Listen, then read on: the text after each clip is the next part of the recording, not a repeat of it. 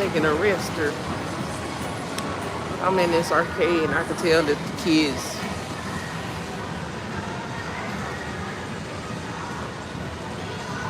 just all of a sudden picked up. How's everybody doing? I just decided to come on live just in case I can't tonight. I don't know if you can hear me. Put a one in the chat if you can hear me. Turn this up.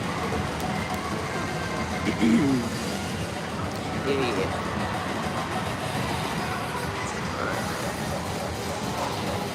Alrighty then,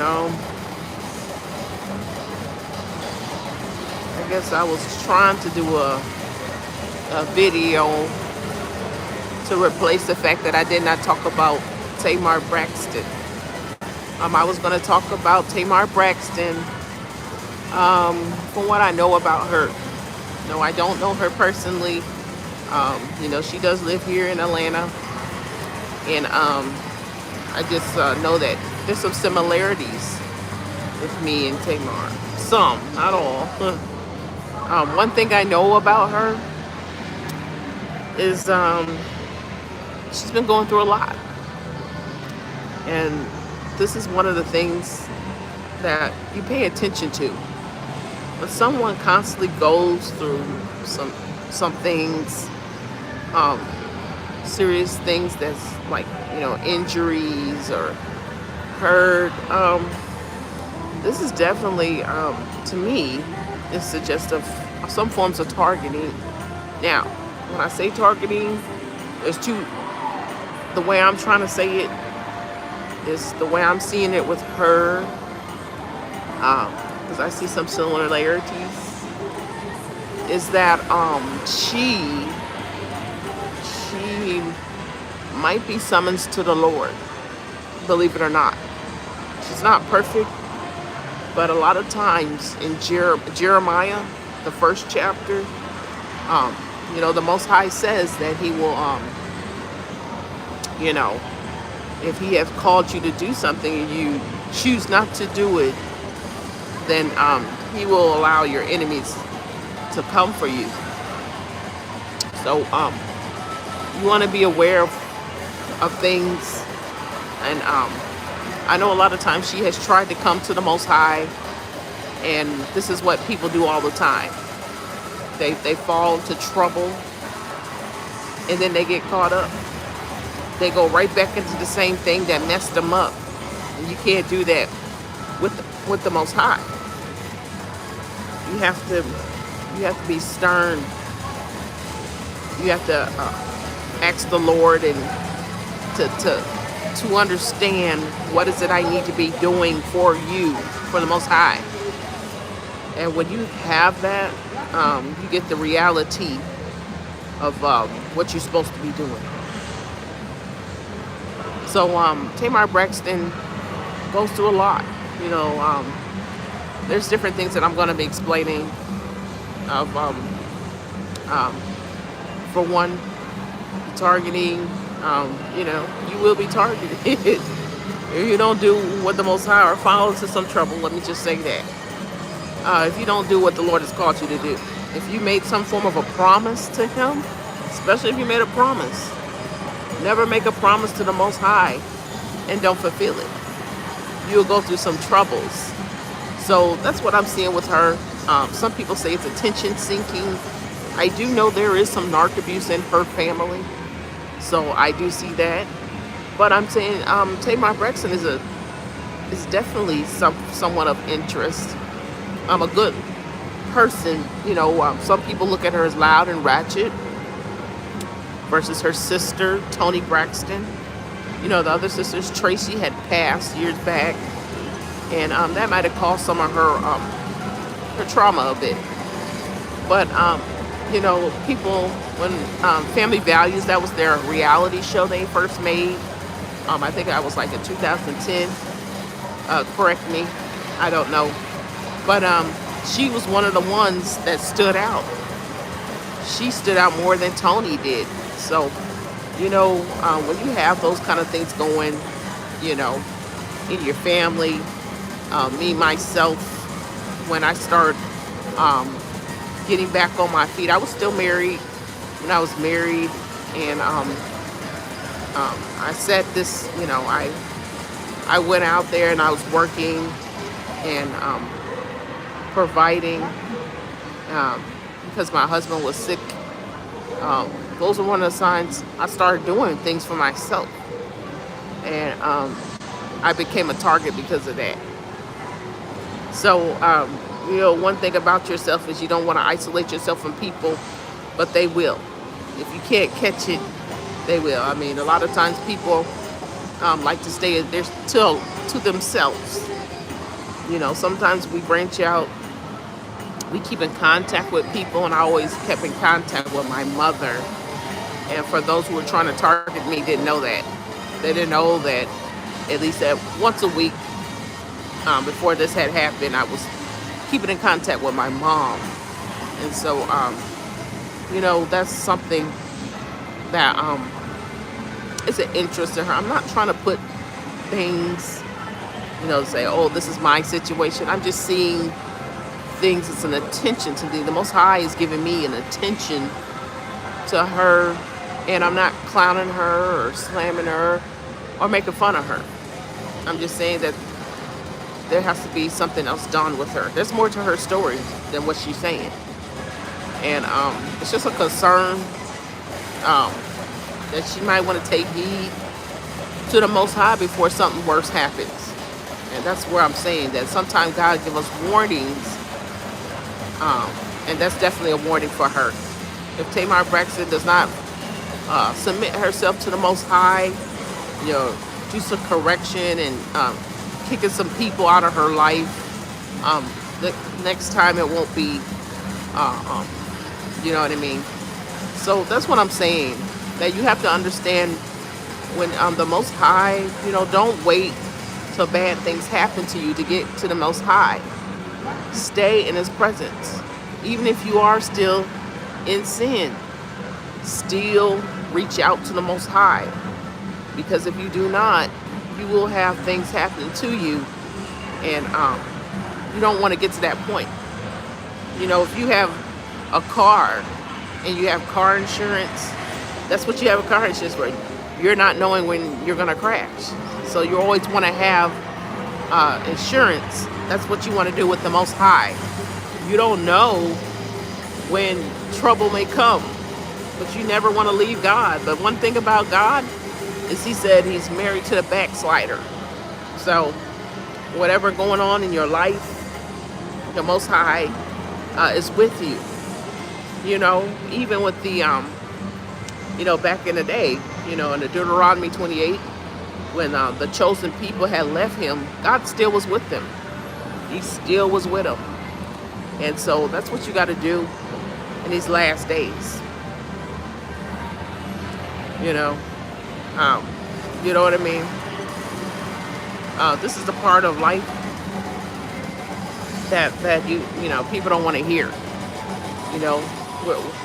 Even me. You get comfortable with your friends and your family, and you never know when God is coming. And so I'm urging people to take a look at Tamar Braxton and see that things are not where they should be. It's a warning to her, and she got to get right with Christ, or else it could ultimately lead to death. I'm just seeing it for what it is. I love her. I'm gonna keep praying for her. And I pray for all you too. For all my subscribers, I appreciate you being here. I know it's not easy. Yeah, I have one of the smallest channels, but I just started. It's just something that I didn't take heed to the Lord. The Lord wanted me to do this years back, and I just thought that I really had to have the time and the place for it. And I think that's causing my calamity too. That I didn't want to reach out. I didn't want to talk. And I was more comfortable looking at everybody else's content. And so, now that I have a story to tell, I'm telling it. And, mostly targeting for those who don't know, who are new to my channel, targeting is originally from narc abuse, with the narcissist. If you remember, those who are biblical, back in the day of Christ, when Jesus was up in heaven, the Most High was in heaven, and Satan was in heaven. And when Satan was in heaven, yes, Satan was in heaven. He was in heaven already, and he would do things against God's will up there, try to take over the kingdom of heaven, and he still is. If you look at Revelations, he still think that he can take over the kingdom of heaven. That's how much he thinks he's an influence, and he is an influence, because he was also able to gather some of the Lord's angels to go and be with him. So that's where that's a narcissist. They envy, they admire. Satan admired the Most High because he wanted the kingdom of heaven. That's what narcissists do. They're admiring you, and they're envious. And if it festers too long, it can be at a malicious intent. That's what targeting is. It's envy ramped up 100,000 times. And it makes, I'm talking spiritually, but at the same time, this is a way how I try to explain it to the police. It's envy rammed up to them 1,000 times of your life. I'm trying to make you lose your mind, take someone or take yourself. And when you have that going on, they have the flying monkeys, the people that assist to the narcissist, and that was the angels. The angels were doing that. And the Most High put a thunderbolt to Satan and made him fall down to the kingdom of hell. And that's how hell was presented. It's because of his disobedience for Christ. And so that's definitely a biblical thing. So, now that we have the spiritual aspect, we always talk of the physical, because it's abuse. You don't need somebody to isolate one person or a group of people and misuse their life in evil, mischievous ways. So that's what I'm talking about, targeting. That's what targeting is taking one person or a group of people and misusing their life to ultimately leads to death. And when the Most High has called you, He's called you to be that chosen one, that you saying, I'm not going to submit to no devil. God said those who fear Him shall live. I'm not fearing anybody on this earth. That's how you got to be. When I was a child, I was very fearful of everything. So God could definitely do a work in you if He did a work in me. And so that's where we have to stand up, and we have to give rebukes, and we have to expose things to even people we don't like, people that we love. There's so many people on this channel that I thought was great people, and getting to know them, you understand that that's all of a facade. This person is everything of what they were speaking, and they just leave it there. They don't correct it. They don't say anything about it. They just keep it like that. And so that's just how it is. Everybody don't fit everything. When you get on these YouTube streets, once you come from behind this computer or this phone or camera, and you actually meet people, some people are actually better than what you thought, and some people is a total disappointment. And so that's where the Most High is showing you that you have to understand who this person is that you're talking to, that you're dealing with, because He's not wanting you to be in a fake sense, a reality. He wants you to see that person for who they is. And even when you see them for who they are, if they humble themselves, they can come to Christ and He can fix it. But till then, it's going to be what it is. So I'm not here to talk about our content creators, because I have a responsibility as well. So my whole thing is, people got to get over of trying to link me to this, that, and the other. You know, one thing about me, I love people, and I like some of the content creators. You know, I support them, and I don't need any other thing. You know, when I hear they have good content, I bring that forth. I say they channel with no problem. Even if I had 20 million subscribers, I would still shout them out and be okay with it. But it's some that they have their channels and they let it go over their head on that. And it's hard work to try to get on here and try to come up with stuff, and that's why I kind of hesitated.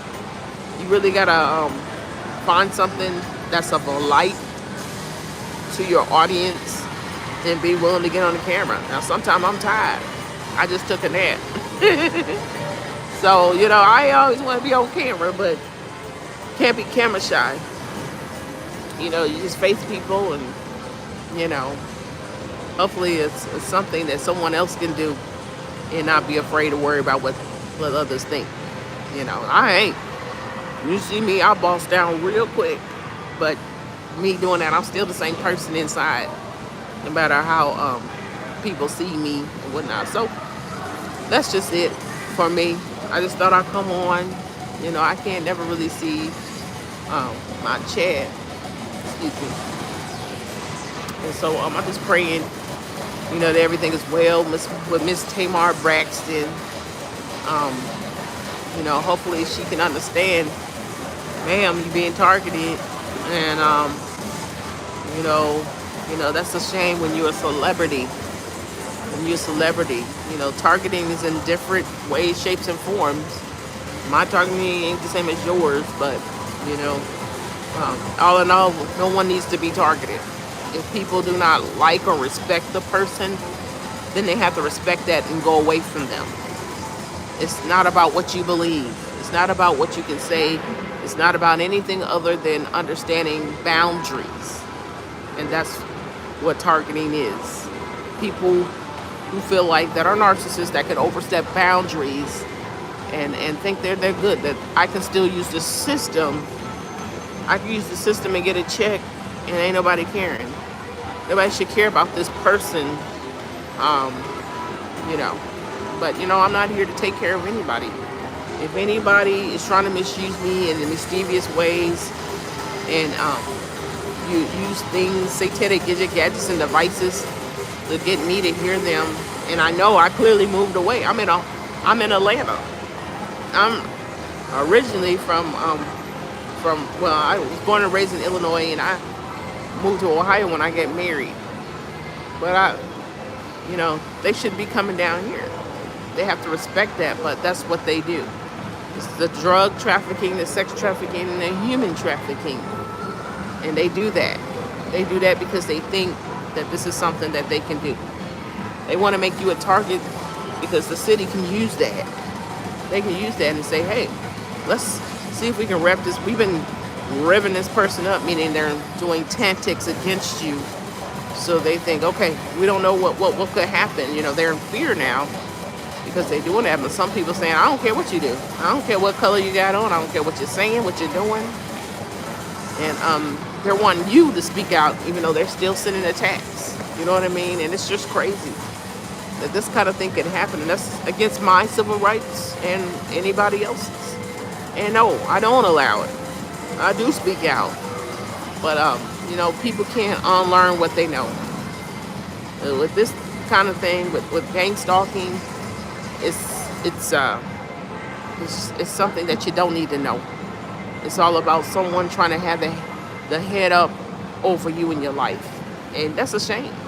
I've done nothing to any of these people, even my family members, and I even have children took it away from me because of this. So that's what I'm saying. My kids got took it away because it caused me to be homeless, because they were trying to target me to the point where I didn't know what was going on in my home. And now I got my kids took it away. So this is where I reach out about it. What everything that has happened it's about using wisdom and getting women, especially young women, to learn what's happening to them. Because you're busy, you're on your phones, you got to know what's going on. got to know what's going on, who's behind you. Not paranoid, but just being aware. Who's behind you, who's by your car, you know. You're a young woman, you're attractive. You don't even have to be attractive. If somebody says they're admiring you, so I'm trying to reach out and know that you know, you got to be careful out there. Also through narcotics, you can figure out who's doing it. Because I figured out who my attacker was, and I still, you know, it clearly is a murder for hire in my eyes. Someone who's trying to systematically misuse everyday things to harass you, and so that's what I bring forth, you know.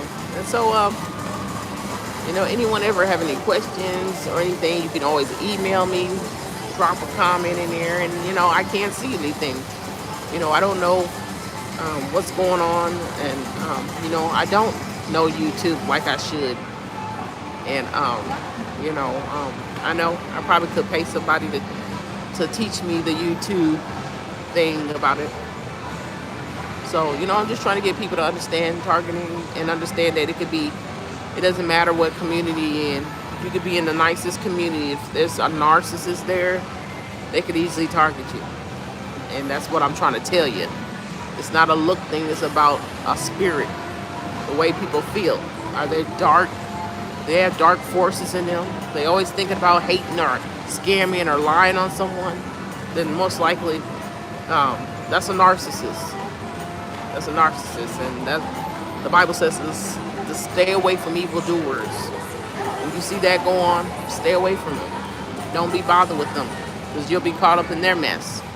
Now here you are sitting there waiting to see what time so-and-so come home. You know what I mean? You don't want to do that. So, all right, y'all. I just thought I'd come on. I hope you have a blessed day today, you know. All right. Blessings. Bye-bye.